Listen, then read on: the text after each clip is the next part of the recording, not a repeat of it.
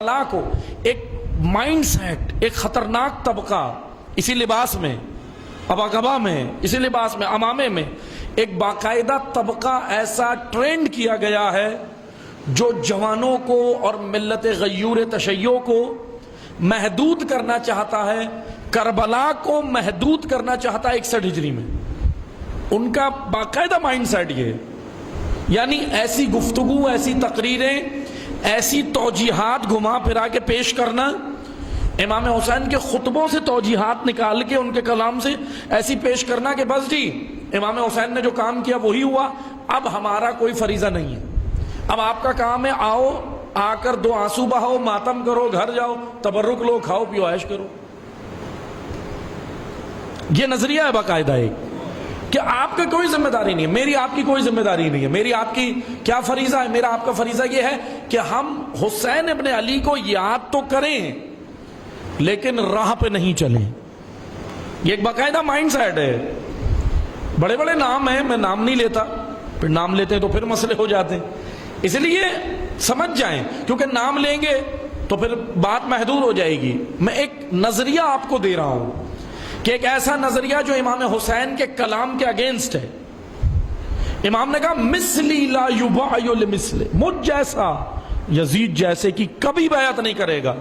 لیکن اب یہ طبقہ اٹھ کے آیا، یہ کہہ رہا ہے کہ بس جی کربلا بھی ہو گئی، حسین بھی، اور بس اب آپ نے کچھ نہیں کرنا، کوئی فریضہ، کوئی ذمہ داری نہیں، آپ کی ذمہ داری ہے کہ بس امام حسین پہ رو کے چلے جاؤ۔ لیکن اس رونے میں بھی حکمت ہے، اس رونے میں بھی فلسفہ ہے۔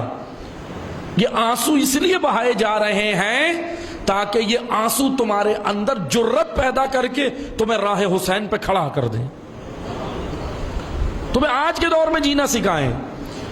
اگر کربلا صرف 61 ہجری تک کے لیے ہی تھی تو پھر امام حسین حل من ناصر کا جملہ سب انصار و اقربا کی زندگی میں کہتے، ان کی شہادت سے پہلے فجر عاشور میں کہتے، یا شب عاشور میں امام حسین کہتے حل من ناصر، یا فجر عاشور فجر کے وقت کہتے حل من ناصر، تو پھر تو ٹھیک ہے، امام حسین کا پیغام انہی کے لیے تھا۔ لیکن امام نے سب کی شہادت کے بعد کہا حل من ناصر، یعنی حسین ابن علی نے بتا دیا کہ کربلا محدود مت کرو 61 ہجری میں۔ امام نے بلکہ ایک آسان میں جملوں میں کہوں، امام حسین نے یزیدیت کے خلاف جو قیام کیا، کربلا انتہا نہیں ہے، کربلا یزیدیت، غیر الہی افکار، غیر الہی نظریات اور غیر الہی نظاموں کے خلاف کربلا آغاز ہے اور انتہا ظہور حضرت حجت ہے۔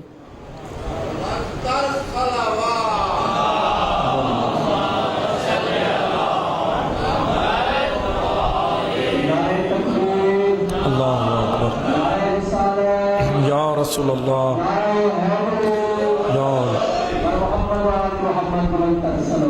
اللہم صلی علی محمد وآل محمد۔ عزیزان محترم، یہ ایک باقاعدہ ایک طبقہ، ایک مائنڈ سیٹ ہے جو یہ چاہ رہا ہے کہ کربلا محدود ہو جائے 61 ہجری تک، یعنی بے عملی کی جانب توجہ کرا رہا ہے، رغبت کرا رہا ہے کہ بھئی میرا آپ کا کوئی، ایک غیر ذمہ دارانہ حسینیت پڑھانے کی کوشش کی جا رہی ہے جو حسینیت نہیں ہے۔